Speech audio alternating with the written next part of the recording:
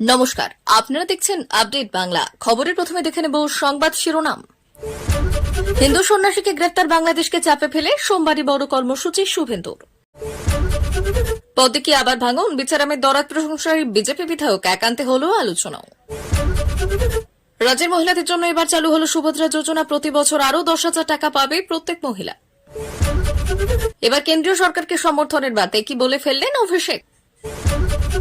অগ্নিমিত্রাকে বিধানসভাতেই টিএমসিতে আসার প্রস্তাব ফিরহাতে কি বললেন বিজেপি বিধায়ক। জয় পরাজয়। দামোদরে বাঁশ ফেলে তৈরি হচ্ছে অস্থায়ী সেতু, কে দিল ছাড়পত্র, জেনে কি বললেন সেচমন্ত্রী। রোগী কল্যাণ সমিতির অস্তিত্বেই ধোঁয়াশা। সমীক্ষায় সার, পাকা বাড়ির মালিক আবাসের তালিকায়। আসছি বিস্তারিত খবরে।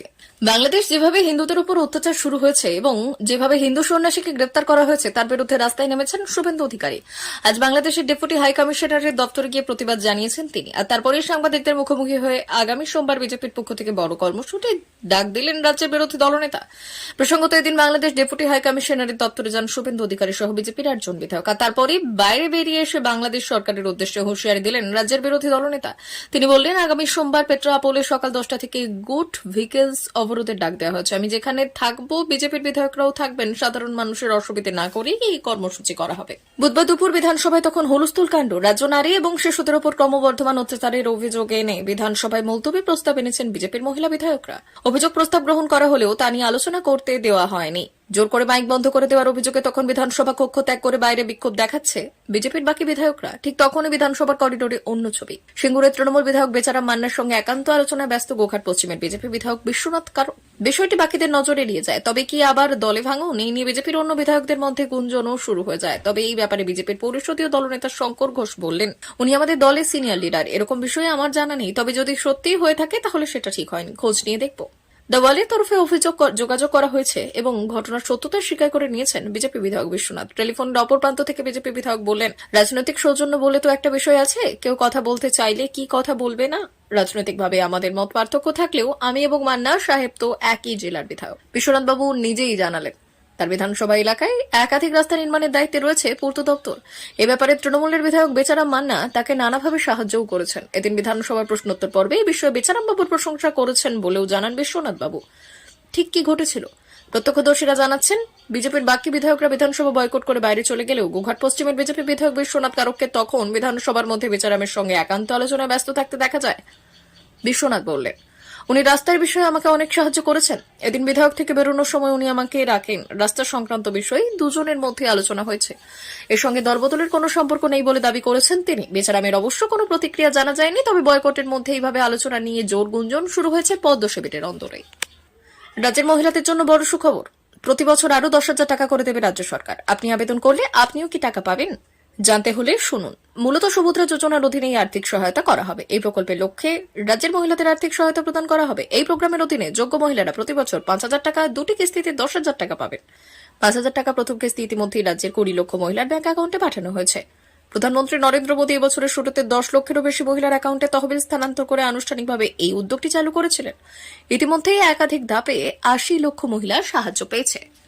বর্তমানে প্রকল্পের তৃতীয় ধাপ বাস্তবায়িত হয়েছে। কেন্দ্রীয় মন্ত্রী জুয়াল ওরাম, ডেপুটি সিএম প্রবর্তী পারিদ এবং পঞ্চায়েতের রাজমন্ত্রী রবি নারায়ণ নায়কের উপস্থিতিতে সুন্দরগড় জেলায় এই পর্বটি চালু করা হয়েছে। ইভেন্ট চলাকালীন মুখ্যমন্ত্রী মহিলাদের অ্যাকাউন্টে টাকা দিয়েছে কিনা তা জানার জন্য মোবাইল চেক করার কথা বলেছে এবং এরপর টাকা জমা হওয়ার সঙ্গে সঙ্গে করতালি দিয়ে ওঠেন ইভেন্টে উপস্থিত নারীরা।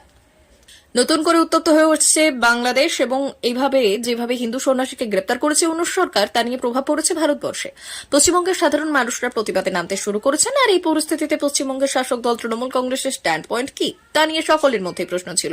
তবে এবার কেন্দ্রীয় সরকারের সঙ্গে রাজনৈতিকভাবে বিরোধিতা থাকলেও এই ব্যাপারে কেন্দ্র যে পদক্ষেপ নেবে তাকে যে সমর্থন করবে তৃণমূল, তা জানিয়ে দিল দলের সেকেন্ড ইন কমান্ড তথা সাংসদ অভিষেক বন্দ্যোপাধ্যায়।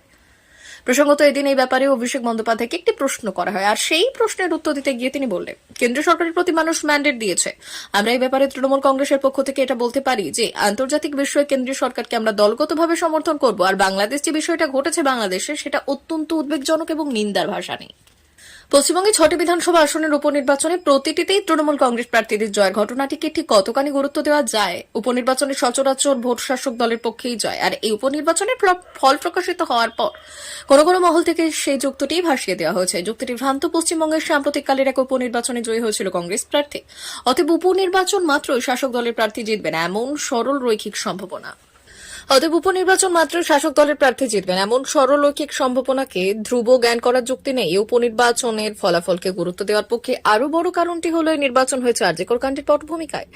রাজ্য রাজনীতির স্নায়ুকেন্দ্র কলকাতায় যে বিপুল আন্দোলন কর্মসূচি চলল 3 মাস ধরে, উপনির্বাচনের ফলাফল তার কি এবং কতখানি প্রভাব পড়তে পারে সেই প্রশ্ন যে কোনো রাজনৈতিক জিজ্ঞাসুর কাছেই গুরুত্বপূর্ণ। দেখা গেল প্রভাব নেই কিংবা ঋণাত্মক। কারণ সম্ভবত দুটি। প্রথমত, আন্দোলনটি ক্রমশ চিকিৎসকের নিজস্ব দাবি দেওয়া এবং দাবি দেওয়া কেন্দ্রিক হয়ে পড়ায় বৃহত্তর জনমানসে এবং জনসমাজে সম্ভবত তার অভিঘাত কমেছে।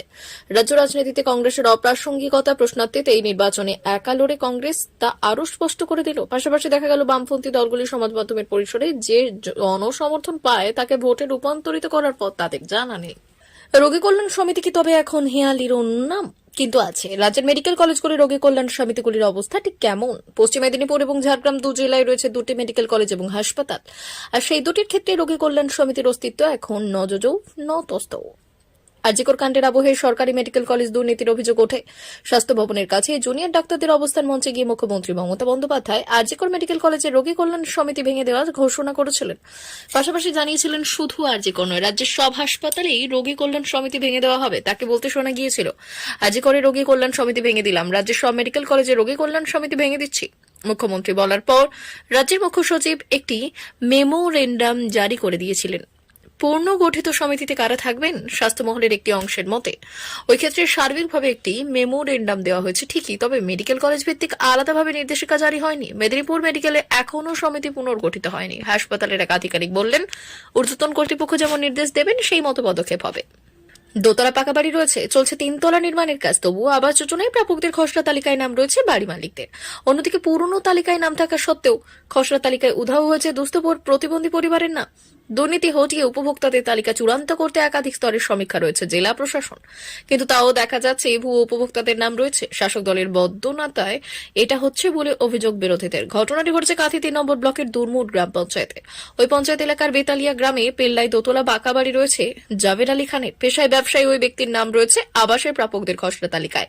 কিভাবে আবাসের তালিকায় নাম এলো? কারণ জানতে যাওয়া হয়েছিল জাবাদের বাড়ি, তবে সেই সময় বাড়িতে কেউ ছিলেন না।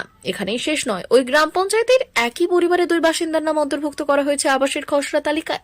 ভীমচরণ বর্মন এবং গান্ধারী বর্মন নামে স্বামী স্ত্রীর নাম খসড়া তালিকায় থাকায় বিতর্ক শুরু হয়েছে। স্থানীয়রা জানাচ্ছেন এরা দুজনেই দই একই বাড়িতে থাকেন। এমন ঘটনা প্রকাশ্যে আসার পর শাসক দল এবং বিজেপি পরিচালিত গ্রাম পঞ্চায়েতকে কাঠগড়ায় তুলেছে বামেরা। এলাকায় সিপিএম নেতা ঝাড়েশ্বর বেরা বললেন, আবাস যোজনার নামে দুর্নীতি চলছে, পঞ্চায়েতকে যুক্ত রেখে তৃণমূল এবং পঞ্চায়েতের আধিকারিকদের একাংশ এই কাজ চালিয়ে যাচ্ছে। স্থানীয় সূত্রে খবর, আবাসের চূড়ান্ত তালিকা সমীক্ষা শুরু হওয়ার পর বেতালিয়া গ্রামে স্থানীয় পঞ্চায়েতের নির্মাণ সহায়ক কৃষ্ণা মিদ্দাকে ঘিরে বিক্ষোভ দেখিয়েছেন সিপিএম কর্মীরা।